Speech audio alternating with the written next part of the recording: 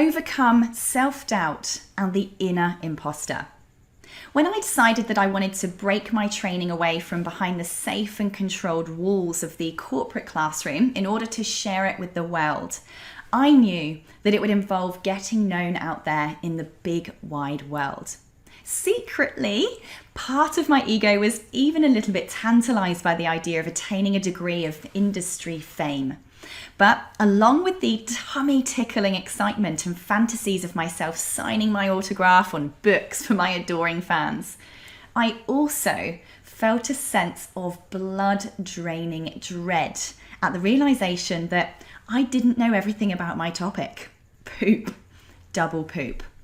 My fantasies of victoriously holding an award above my head in front of a cheering crowd for having educated millions of people suddenly turned into a nightmare of publicly being asked questions that I didn't know the answers to, of being put on the spot in interviews about words I didn't understand, or theories that I couldn't unpack, or industry news that I was not updated enough on to report my view on, or even other experts who would spotlight my weaknesses to keep me down a peg.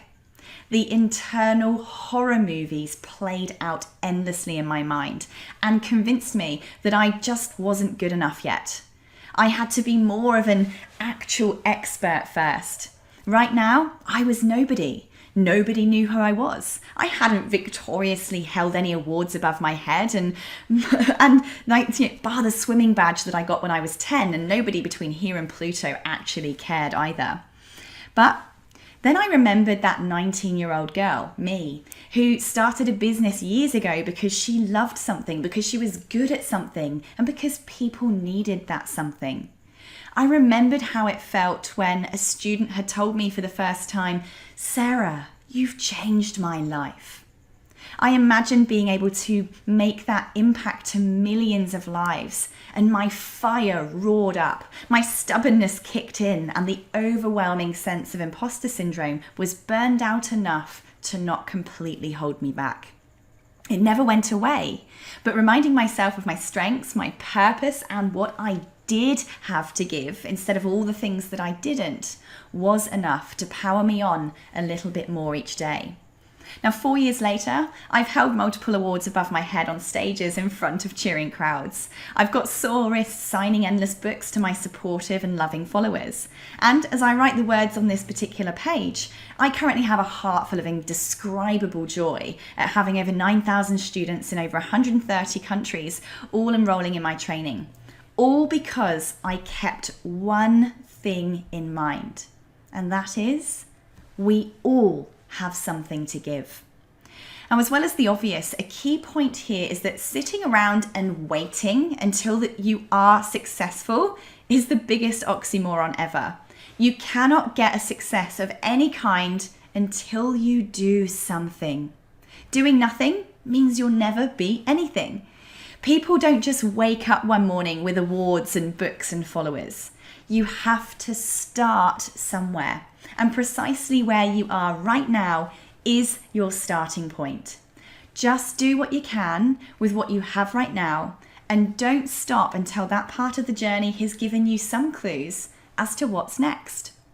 Imposter syndrome kicks in when we spend more time focusing on the things that we don't have instead of all the things that we do. Now, here's a simple fact. It is impossible to know everything about a topic. There is so much information, science, data, opinions, studies, theories, discussions, and more out there that it's a factual impossibility to keep up with and retain all of that information in our human heads. Secondly, it all changes so rapidly that even if we could retain it all, we'd never be able to replace the old with the new as it happens anyway. So we really need to stop putting so much pressure on ourselves to think that we should be. Knowing everything and worrying about what we don't know is not what's important when it comes to educating and leading in our industry. Sharing what we do know is. You have a wealth of valuable content and expertise to share, even if you don't know what it is yet. You do have a message. You do have a course inside of you. In fact, I go as far as saying that you probably have many courses inside of you. So try not to allow that mojo bashing thought creep in and that you can't because you don't know it all. People are not going to pay you for what you don't know. They're not going to pay you, they are going to pay you for what you do know.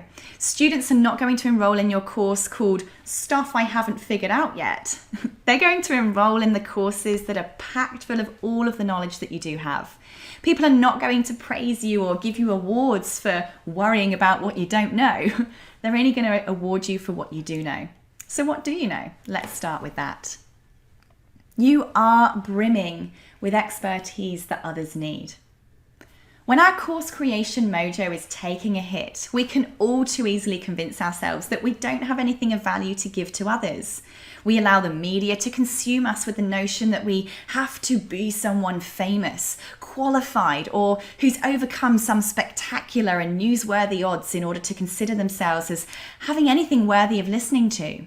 But this, of course, is codswallop. Everyone has an abundance of valuable information packed into every cell of their body that has the power to change someone else's life, if only they just share it. However old you are right now, that is how many years you have been training for your job today. That is how much preparation and training life has given you to make you ready for the next part of your life. You have learned so many things, skills, knowledge, and life lessons within you in abundance. That much is true. You have learned things formally and informally. You've learned through work. You've learned through the highs and lows that life has presented to you. You've expertise that other people don't have yet. It could be cooking, communicating, a professional skill, an academic skill, a passionate hobby that you have or that you love encouraging others to try. Maybe you have a unique talent. All of these, I can guarantee you, there are other people out there in the world that don't have those yet and want to. There are more than 7.2 billion people on Earth. So I put my last glass of favourite wine down as a bet that at least a few of them would want to know what you know, would want to know how to do what you can do, no matter how small it may seem to you. Now, you may have been through experiences, good and bad, that may have made you tougher, stronger, wiser, more cautious, more thorough, and more pro. I bet that there are people out there in the world who are at the beginning stages of a similar experience, or indeed in the midst of it, and they're lost in the confusion with no idea what to do next, or how to move on, or how to break free. But you do. You have the answer, or at least one of those answers. You've been there. You've been through a similar experience, and if you really sat back and thought about it, you would be able to list a bunch of strategies that you didn't even realize that you used and then share them with these people to help them get through that thing too. Do not underestimate just how much you can help someone by just letting them know that they are not alone, that you've been there too, that you got through it, and that you would like to share the solutions and strategies that you used to move through that experience to get to where you are today. You are so well equipped. You have so much on offer, and there are so many people out there that can help you get over their fears, to push away your imposter syndrome, and to step up with confidence in the power that you behold to make a difference to others with the gift of learning that your life has provided for you. So ask yourself these questions. What gift do you have that you could share? What experiences have you overcome that could help others get through, good or bad? List at least 50 skills, knowledge, and expertise that you have that you could give to other people, even if it was just one tip on each one. So ultimately, we must understand that imposter syndrome cannot be totally obliterated. In fact, now that I've got myself out there and I've put myself on that pedestal as an expert, I have to admit that the tendency for self-doubt to creep back in can actually increase. It's almost as if that devil on the proverbial shoulder now starts adding a whole other level of mojo bashing whispers into our ears when we've made it. In the darkness of the night, that little voice can creep in and say, hey, Sarah, you know, if they find out now, after all of this, you are going to look even worse if you drop the ball. You know, Sarah, now that you actually have a reputation to lose, if they figure out that you're just an everyday girl hustling and grinding like everyone else, you're going to be busted, right? What will they think, Sarah, if now after calling yourself an expert, people see that there is stuff that you don't know? Because unlike before, Sarah, now everyone's watching you. It's fascinating for me that no matter where we get to or how high we go, we still have to find ways of dealing with the self-doubts that come with putting ourselves out to the world from time to time. And that's just the point. This is an exercise not in getting rid of it, but in learning how to push through it when it does pop up in our lives as an edupreneur so that we can keep changing other people's. So that's just one of the chapters from my next book, and I'll be sharing some more here. And check in on Facebook, join my Facebook group Entrepreneur to Edupreneur if you'd like tips on creating information education-based products, face-to-face and online courses. You can follow me at sarahcordiner.com and of course on YouTube, sarahcordiner.com/YouTube. I hope you found that useful. If you guys have got imposter syndrome or it creeps up in whatever you do sometimes, you may like to check out my book when it comes out, Awaken, your Course Creation Mojo, which you will be able to find on sarahcordiner.com/Amazon. Otherwise, thanks for listening. See you soon.